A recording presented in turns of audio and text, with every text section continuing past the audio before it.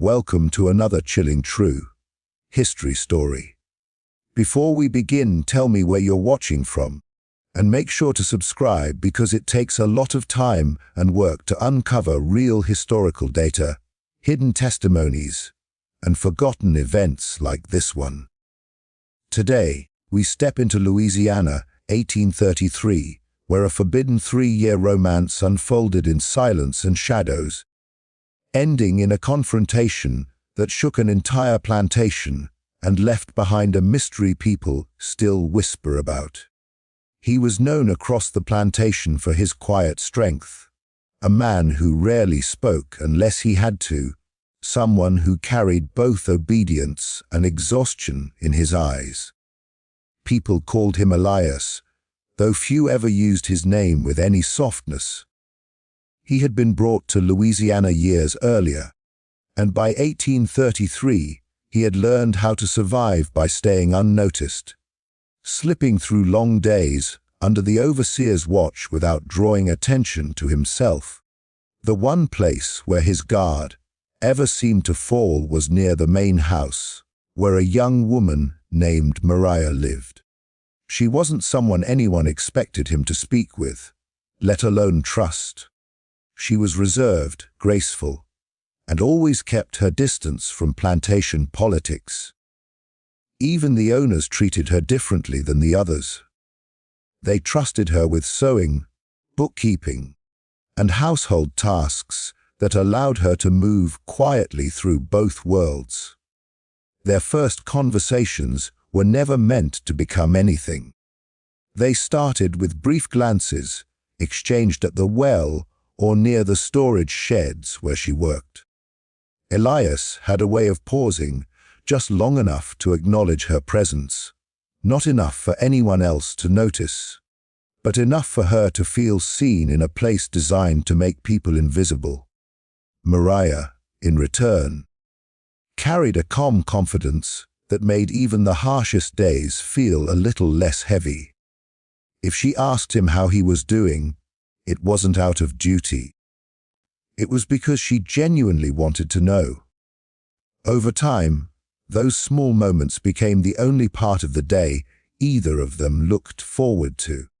A few seconds turned into stolen conversations while others were distracted. A shared piece of food, a quick warning about the overseer's mood, a whispered joke that neither of them dared to laugh at too loudly. They learned each other's rhythms, fears, and unspoken hopes.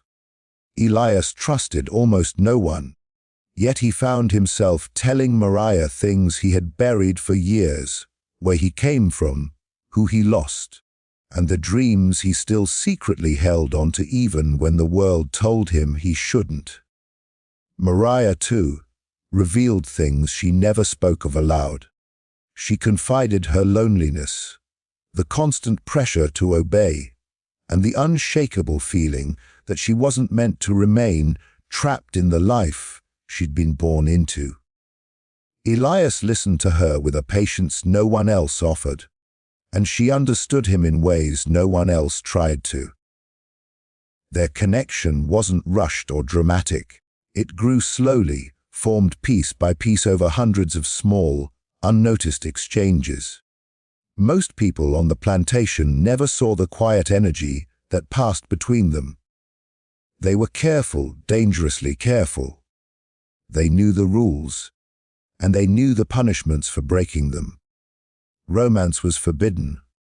Attachment was discouraged, and the overseer, a man with a reputation for cruelty, would never tolerate anything he interpreted as disobedience. But even in a world ruled by fear, there are moments when two people stop caring about consequences.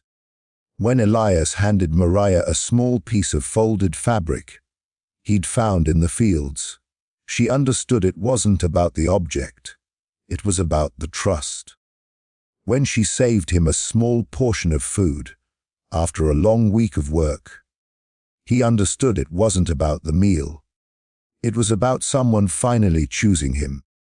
By the time they realized what had grown between them, the connection was already deep, rooted in shared survival and quiet affection.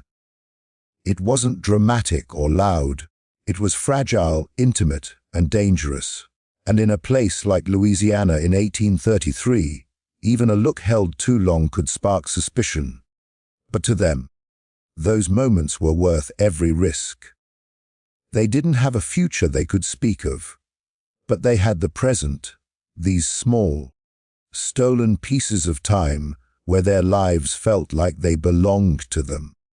Neither Elias nor Mariah knew that the overseer had begun to sense something changing in the air, that he had started paying attention to the way Elias' eyes followed her, or the way Mariah lingered, just a little longer than necessary, when handing over supplies. For now, they were simply two souls who had found each other in a world built to keep them apart, unaware that their quiet connection was setting the stage for a confrontation that would change everything. It began the way most dangerous things do, quietly, almost accidentally, without either of them realizing what they were stepping into.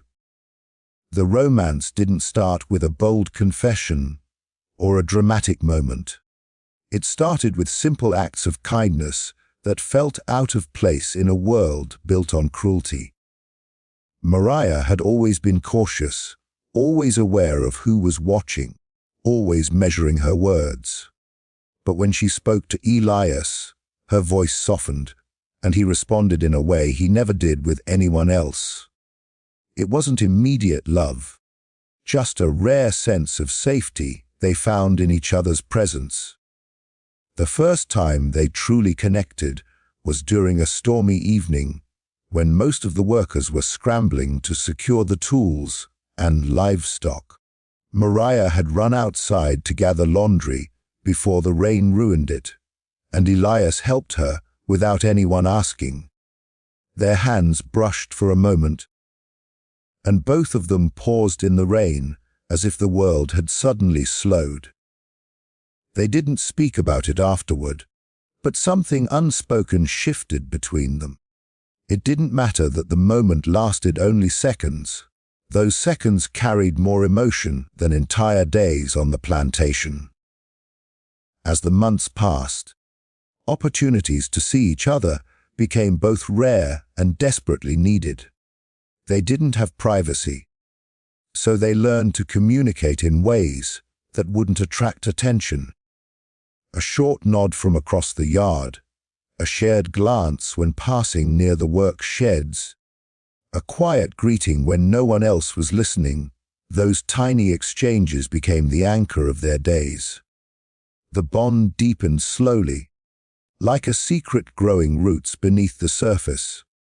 Their conversations stayed hidden, often held at the edge of fields or behind storage barrels where shadows could protect them. They talked about memories from before the plantation, about dreams they barely dared to voice, about the exhaustion that came with every sunrise. Elias shared stories about his mother's songs, the ones he still hummed quietly at night. Mariah told him how she learned to read numbers while helping with bookkeeping, a skill she kept hidden because it made the overseer uneasy. The more they learned about each other, the harder it became to pretend none of it mattered. They understood the danger better than anyone. Relationships like theirs weren't just discouraged, they were punishable. A look held too long could start rumors. A whispered conversation could invite questions. And if the overseer caught even the slightest hint of affection, he would twist it into something shameful and threatening. That fear forced them to stay careful, to maintain distance when others were around, to be nothing more than strangers in the eyes of the plantation. But every separation made their private moments feel even more precious. As the years passed, the secrecy became part of the relationship itself. They used the rhythm of the plantation to their advantage. Elias knew which work tasks gave him an excuse to pass by the main house. Mariah learned which chores allowed her to move near the fields. They created a silent language, Mariah leaving a folded piece of cloth in a certain spot when she wanted to see him, Elias placing a small stone in a corner of the shed when it was safe to meet. These tiny signals became a lifeline, a way to stay connected in a place meant to destroy connection. And yet, for all their caution, the emotion between them grew so strong that it sometimes slipped through the cracks. Mariah found herself smiling when she shouldn't have. Elias caught himself watching her for too long before quickly looking away. Their feelings were no longer something they could deny. They shaped the way they moved, the way they breathed, the way they endured the long days. The romance lasted 3 years, not because it was easy, but because they were willing to protect it with everything they had. Every stolen moment strengthened their commitment. Every risk reminded them how much the connection meant. They were not just surviving, they were finding reasons to keep surviving. And while they never openly planned a future, they carried one quietly in their hearts, imagining a different life, even if it was impossible. But secret love has weight. It changes energy, shifts behavior, leaves traces no matter how carefully it's hidden. People began to notice subtle things. Mariah glancing toward the fields more often, Elias leaving certain areas too quickly when someone approached. Rumors started as soft whispers, then grew just loud enough to reach the wrong ears. And the overseer, a man whose pride depended on control, began to feel something was happening behind his back. He didn't have proof yet, but suspicion was enough.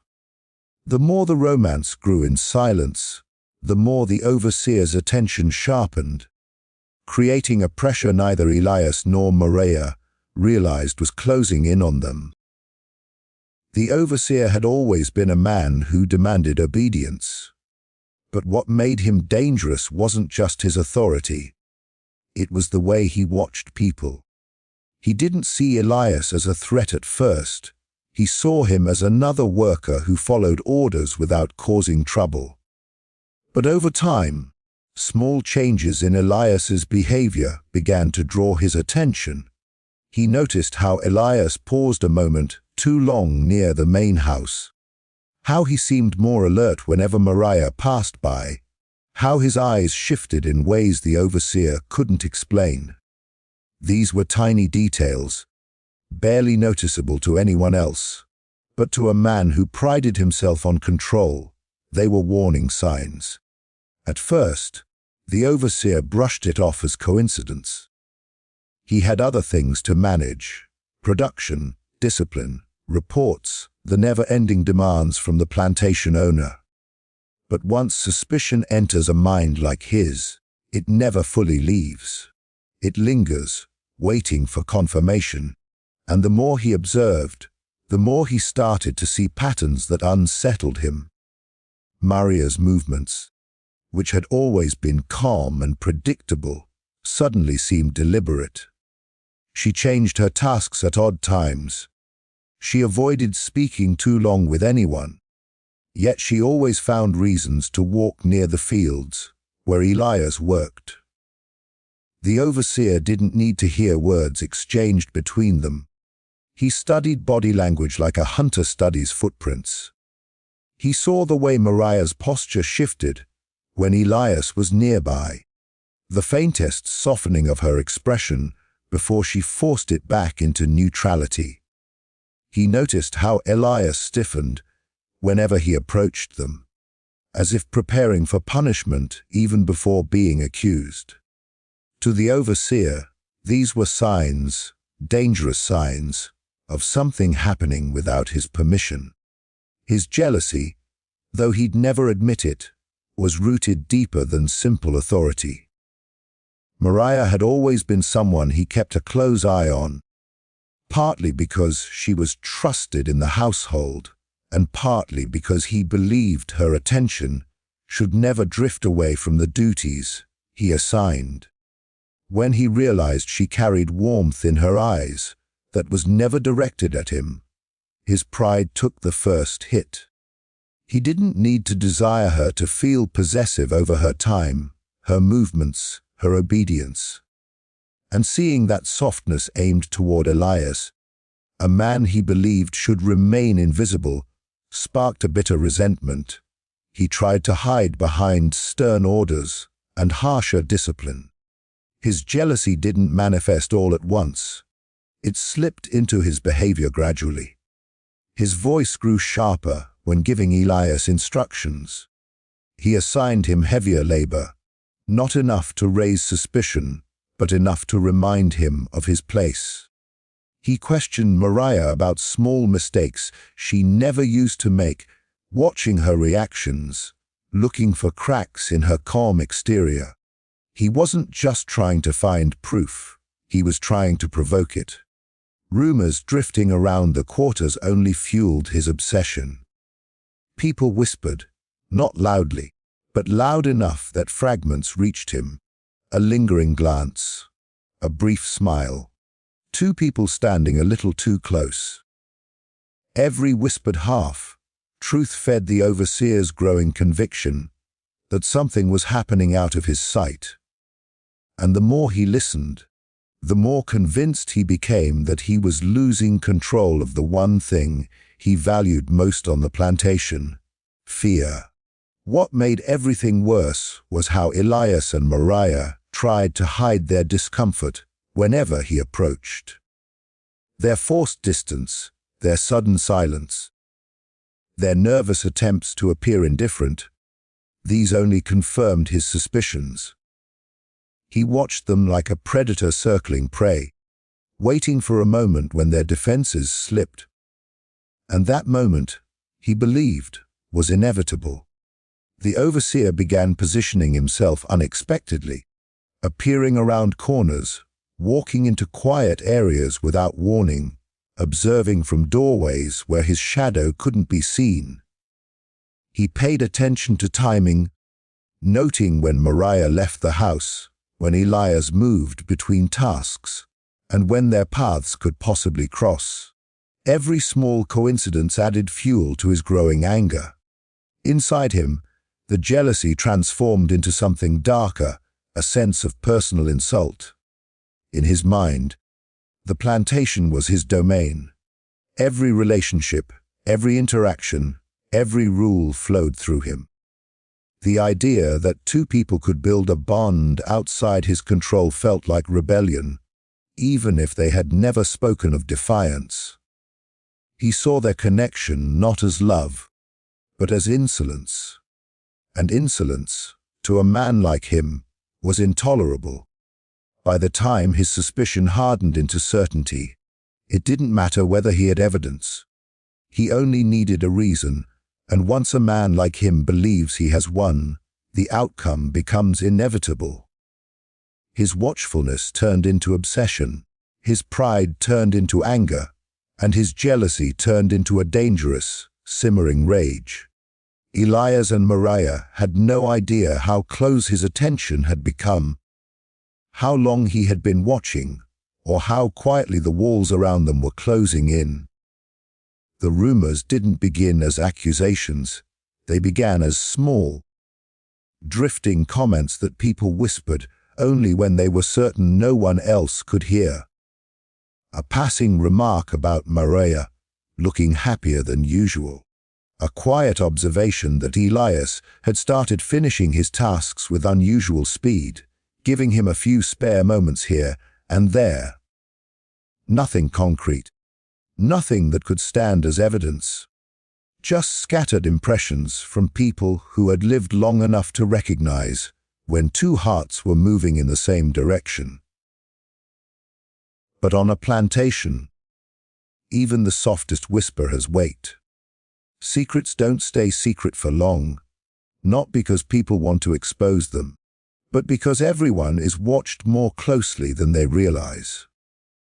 As the whispers grew, a shift in the atmosphere followed. People began acting differently around Elias and Mariah, not out of malice, but from fear of being associated with something dangerous. Some avoided eye contact altogether. Others shortened conversations. A few even looked at them with a mixture of sympathy and dread, because they knew what overseers did when they sensed a loss of control. The tension wasn't spoken aloud, but it spread across the plantation like the early signs of a storm, subtle but unmistakable. And the storm was headed in their direction. Mariah felt it first, long before Elias did. She noticed how other women suddenly lowered their voices when she approached. She noticed how people glanced behind her before answering questions, as if checking whether someone stood in the shadows. She noticed how even tasks she had done for years were now double-checked by the household staff, instructed by the overseer. None of this was said openly, but she felt the invisible pressure growing around her. The sense of being watched, judged, measured. She tried to ignore it, to convince herself she was imagining things, but deep down she knew something was changing. Elias sensed it through the growing stiffness in the men who worked beside him. Conversations that used to flow between strikes of the hoe suddenly stopped when he approached. People acted cautious, reserved, as though any wrong word might put them in danger. He couldn't understand why at first, but he felt the shift. The overseer began assigning him different tasks, ones that kept him in more visible areas. He was told to work near the barns, near the road, near places where he was expected to be watched. And while no one said so directly, he recognized the warning someone suspected something. This tension spread into every aspect of their lives. Even passing each other became risky. Their eyes rarely met in public now. They forced themselves to act indifferent even when they felt anything but. The quiet warmth they used to share was replaced by hurried avoidance. Not because they wanted distance, but because they feared what others might report. Their secret, once a source of comfort, now felt like a weight pressing down on them with every step. The overseer's presence only amplified the tension. He appeared in places he never used to go. He lingered in doorways, silently watching. He questioned workers about irrelevant details, hoping someone would slip up and reveal something he could use. He moved like a man searching for proof of a crime he believed had already been committed. And the more he prowled, the more anxious the plantation became. Everyone knew he was hunting for answers. Everyone knew someone was in danger. They just didn't know who would break first. Rumors widened into suspicions, and suspicions hardened into certainty among those who had witnessed just enough to guess the truth. No one dared confront Elias or Mariah directly. They cared for them too much or feared consequences too deeply, but their silence spoke louder than accusations. People stepped back not because they wanted to abandon them, but because survival demanded distance. On a plantation, even kindness could be misinterpreted, and no one wanted the overseer turning his attention toward them. The most painful part was that Elias and Mariah could not even confide in each other as freely as before. They met far less often, and when they did, every sound in the distance made their hearts race. Their conversations grew shorter, laced with fear rather than warmth. They both sensed that the world around them was tightening, like a rope closing inch by inch around their secret. Mariah worried that her movements were being monitored. Elias feared every glance from another worker might turn into a report. Yet, ironically, the strain only revealed how deep their bond had become. Neither blamed the other.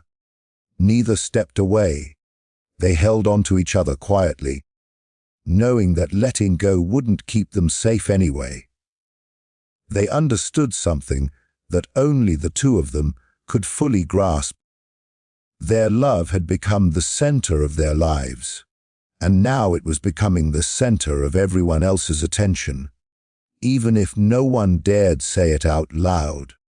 The tension on the plantation didn't erupt in an instant. It thickened day by day, moment by moment, building the pressure that would eventually push the overseer into action. It was like a cloud forming overhead, not yet raining, but carrying the clear promise of a coming storm. Everyone felt it. Everyone feared it. And Elias and Mariah, caught in the center of it all, sensed that something was approaching, something irreversible. They just didn't know how soon it would arrive. The confrontation didn't come suddenly. It built slowly, fueled by weeks of suspicion, jealousy, and the overseer's growing obsession with proving what he believed was happening behind his back. By the time it finally happened, the outcome felt almost inevitable, as though the entire plantation had been walking toward that moment with quiet, heavy steps no one could stop. Elias sensed something was wrong from the moment he woke that morning. The air felt still in a way that made his skin tighten, and the workers around him avoided even simple conversation. Something was shifting, something large and dangerous, and though he couldn't see it yet, he could feel it, like the silence before a thunderclap. The overseer had been watching him closely all morning, more closely than ever before. Every time Elias looked up, he found the man standing somewhere nearby, pretending to examine a fence post or check a tool, but his eyes never left him. The weight of that stare pressed on Elias like a warning he couldn't escape.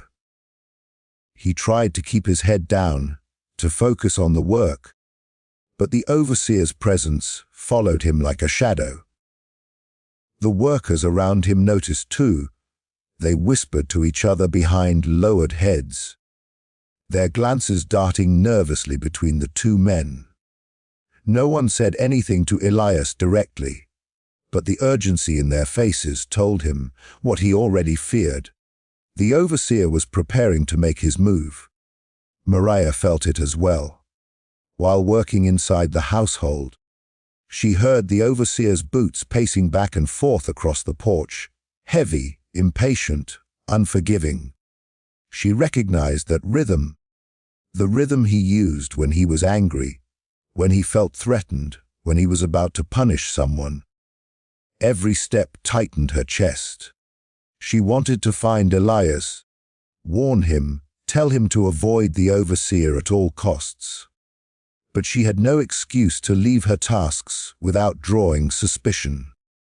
She could only watch from the window, heart pounding, praying silently that the day would pass without incident. The moment of confrontation finally came near the tool shed, a place where Elias often went to repair equipment. The overseer chose a time when most people were spread across the fields, too far away to intervene or witness clearly. He approached with deliberate slowness, each footstep echoing with the intensity of a man who had already made up his mind. Elias saw him coming and straightened instinctively, wiping sweat from his brow, preparing for whatever accusation was about to be thrown at him. The overseer didn't start with questions. He started with accusations stated as if they were undeniable facts. He demanded to know where Elias had been the previous evening, who he had spoken to, why he seemed more distracted lately. His voice wasn't loud at first, but it was sharp, cutting through the quiet like a blade. Elias answered calmly, trying not to let fear show, insisting he had done his assigned tasks and nothing more. But the overseer wasn't looking for explanations. He was looking for guilt. And in his mind, guilt was already confirmed. When the overseer mentioned Mariah's name, Elias felt his stomach drop. It was the moment he had dreaded, the moment he prayed would never come. The overseer stepped closer, his face twisted with anger he had tried too long to hide. He accused Elias of forgetting his place, of thinking he had the right to form attachments, of daring to step outside the boundaries set for him. His voice grew louder, harsher, echoing across the open space. Elias knew that denying everything could protect Mariah, but he also knew that any wrong response could make things even worse for both of them. Elias tried to remain composed, insisting that the overseer was mistaken, but the overseer interpreted every word as defiance. His frustration boiled into fury, and soon he stepped close enough that Elias could feel the heat of his breath. The confrontation turned into a clash of pride and fear. One man desperate to maintain control, the other desperate to protect the person he cared about. Workers in the distance noticed the rising voices and paused their chores, watching from afar with dread in their eyes. They knew this wasn't just a reprimand. This was something far more serious. The argument escalated quickly. The overseer's anger spiraled into threats, each one more intense than the last. He accused Elias of betrayal, of secretly meeting Mariah, of breaking rules he claimed were essential to maintaining order. Elias stood his ground as long as he could, but the tension between them grew so thick it felt like the air itself could snap. At some point, the overseer crossed a line, not just in his threats, but in the dangerous hatred burning in his eyes. And Elias realized, in a sudden, chilling moment, that the overseer didn't just want answers anymore. He wanted punishment. He wanted revenge for the perceived insult to his authority. The confrontation reached a breaking point, one that neither man could step back from. Words weren't enough for the overseer anymore, and Elias knew the situation had turned into something far more dangerous than an interrogation. Everything, 3 years of secret moments, quiet affection, careful planning, led to this moment where their hidden world collided with the overseer's wrath. The air was thick with fear, anger, and the sense that nothing would ever be the same after this encounter.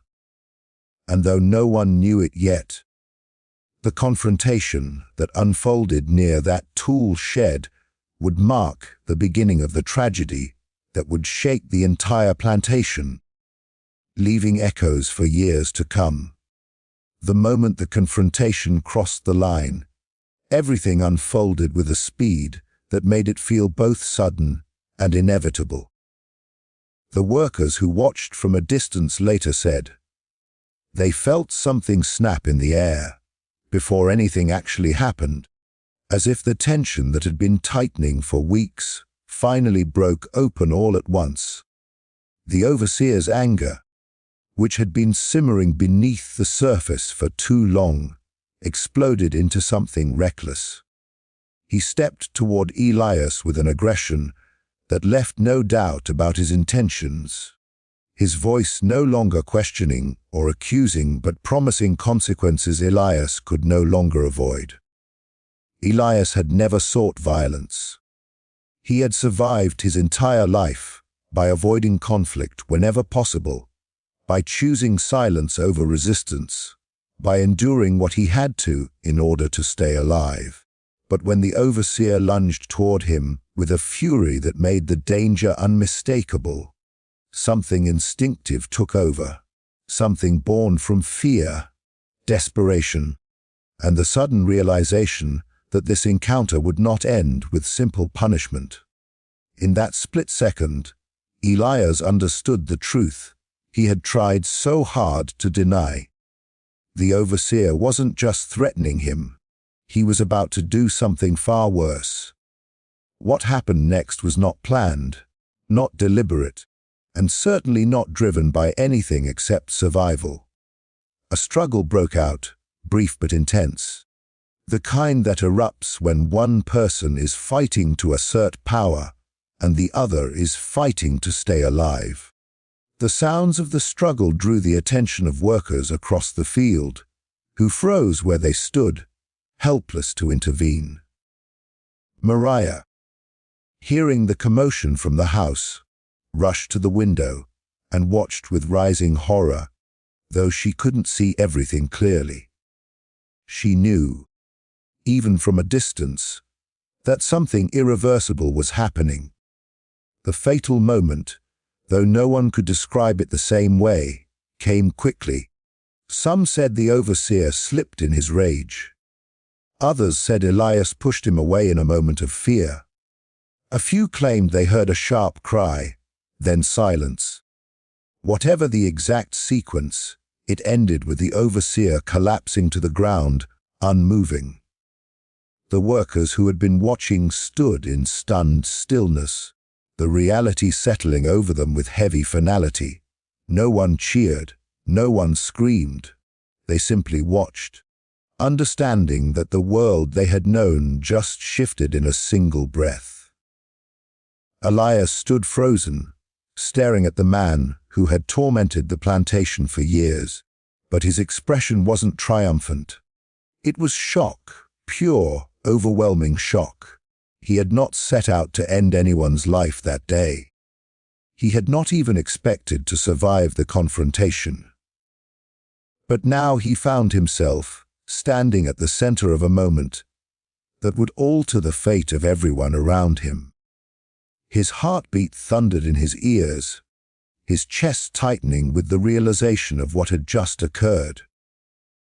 He wasn't thinking about consequences yet. He was only trying to understand the weight of what his hands had just done. From the house, Maria's breath caught in her throat.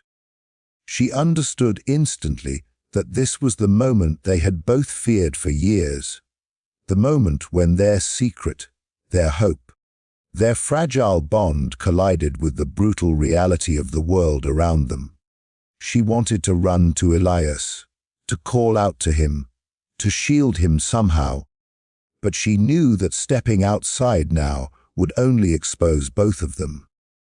For the first time since their romance began, she felt a deep, paralyzing helplessness. All she could do was watch as the workers slowly gathered around, forming a circle defined not by judgment, but by fear of what would come next. The plantation fell into a hush so complete it felt unnatural. No one spoke. No one moved quickly. They knew the overseer's death would bring consequences that stretched far beyond Elias. Everyone understood how the plantation owner would react, how investigations would unfold, how blame would be assigned. Even those who despised the overseer knew that his death would unleash chaos none of them were prepared for. Elias finally knelt beside the fallen overseer, not out of remorse alone, but because he needed to see for himself that the confrontation had truly ended. His hands trembled as he realized there was no chance of undoing what had happened. The man who had controlled every corner of the plantation was gone, and Elias, quiet, cautious Elias, had become the center of a story that would spread far beyond the fields of Louisiana. The workers exchanged glances of sorrow, fear, and silent understanding. They knew Elias had acted in a moment of terror.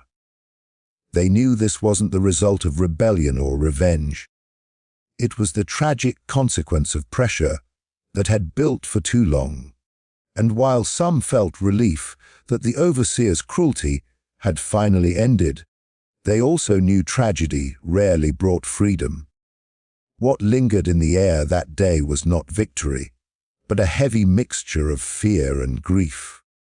The fatal moment reshaped life on the plantation instantly, leaving everyone uncertain about what the future would hold. Elias didn't run. He didn't hide. He simply stood there, shoulders heavy, knowing that nothing would ever return to the way it had been, not for him, not for Mariah, and not for anyone who had witnessed the moment when survival collided with inevitability. He realized in that instant that everything he had tried to avoid for 3 long, desperate years had finally arrived, and there was no turning back. The overseer had grown suspicious long before that night, but now he had cornered her behind the barn, rage boiling in his voice, threatening to expose their secret, to punish her in ways both of them had feared since the first day their feelings had become impossible to hide. The boy had never wanted violence. Every meeting he shared with her was quiet, hidden, fragile. But when he heard her cry out, something inside him broke loose and moved faster than thought. He lunged only to push the overseer away.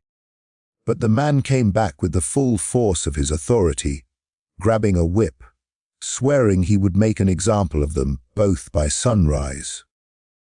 Panic took over, and the struggle that followed was clumsy and chaotic, driven not by strength, but by the terror of losing her.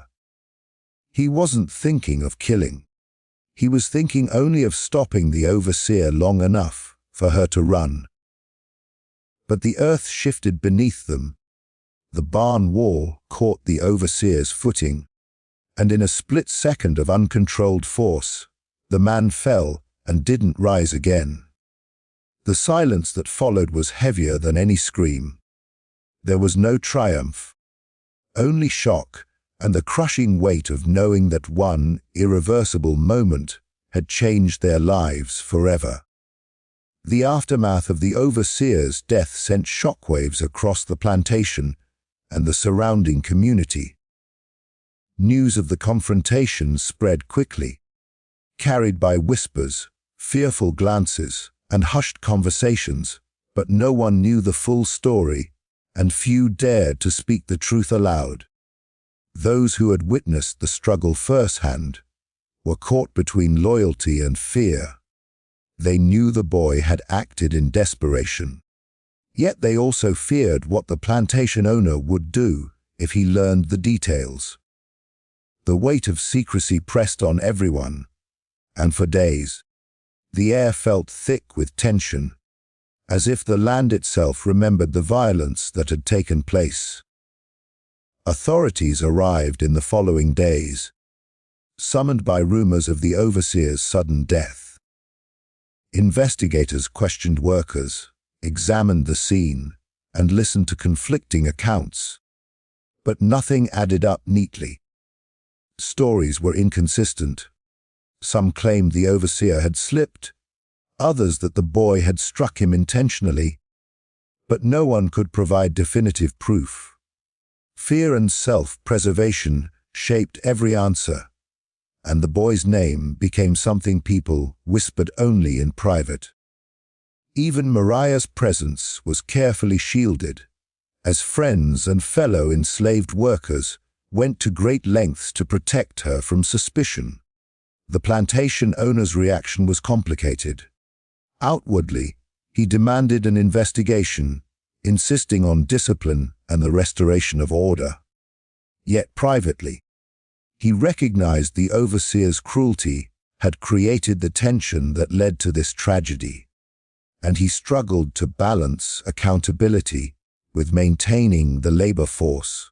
The boy was now the focus of a fragile, uneasy tension. Some saw him as guilty, some as a victim, and most feared that speaking about him too openly could draw retribution. Every conversation, every action was carefully measured, as though the invisible threads of suspicion could break and release disaster at any moment. Meanwhile, life on the plantation could not stop. Fields still had to be tended, chores completed, and the routines of labor maintained despite the undercurrent of fear.